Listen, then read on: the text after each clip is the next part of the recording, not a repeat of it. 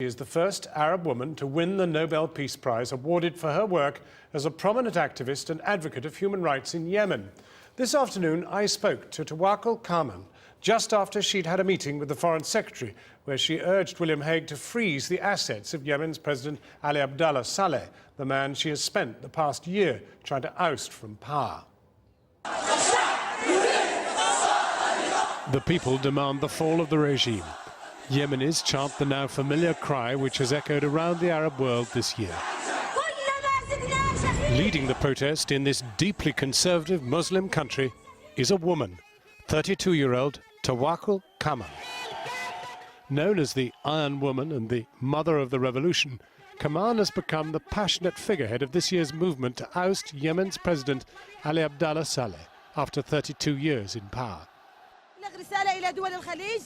Despite being virtually unknown outside her own country until the Arab Spring thrust her into the international spotlight, Tawakkul Karman has long been a thorn in Saleh's side.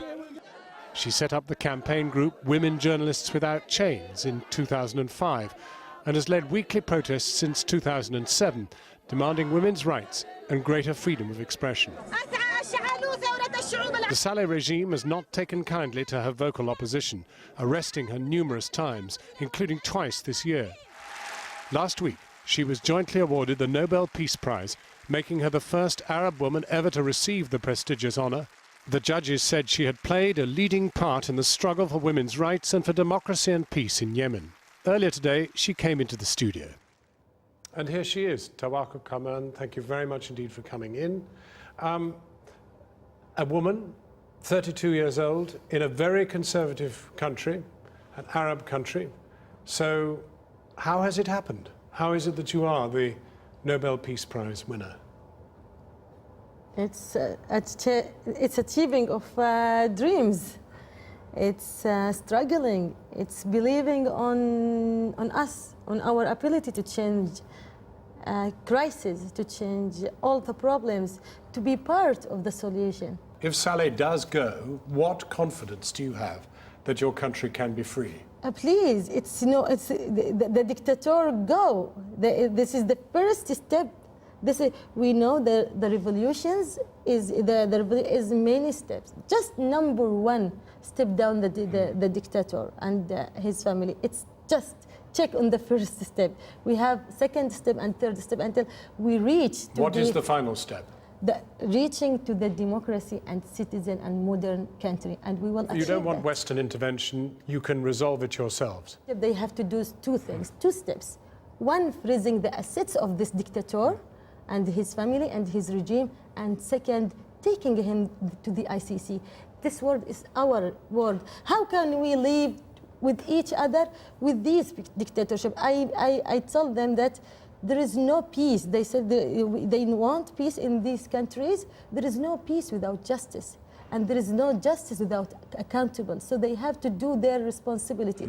You know what the West fears is that the Arab world becomes some kind of Iranian entity that will, I don't know, build nuclear weapons, threaten them in some way. Do you think the West really begins to understand the Arab world? They have to understand.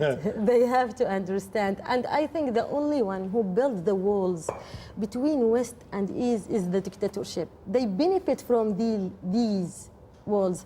You think the West was very comfortable with dictators? They were. They were very comfortable with the dictators. But I think after Tunisian, they changed their mind. But with Yemeni, they don't do their responsibility yet. But really, I was very happy when I heard after Tunisian people win from Obama and from European Union that they respect the will and the courage of people in Tunisia, and they use the same word with Egypt, and that means that the period of coalition and between people is begin. That's very important, but they have to do more. They did like that with all of the revolution, revolution in Arab Spring, but they didn't do that with the Yemeni. And I warned them that you are wrong. You have to be justice, and you have to know that these people, They let all their weapons inside their houses, inside their tribes for freedom and for peace. And it's your responsibility to hear for them, to hear to them, to listen to them, to help them. If they don't, they choose the wrong way, because we want to win with partnership with them, not without them. But we will win, we will succeed. This is our new country and this is our new world. We are now struggling for a new world, which is based on peace, which is based on love, which based on justice, which is based on accountability, based on human rights. So without our struggling in our countries, we will not reach to this happy world. The remarkable Tawakkul Karman, who was one of the 3 women who won the Nobel Peace Prize this year.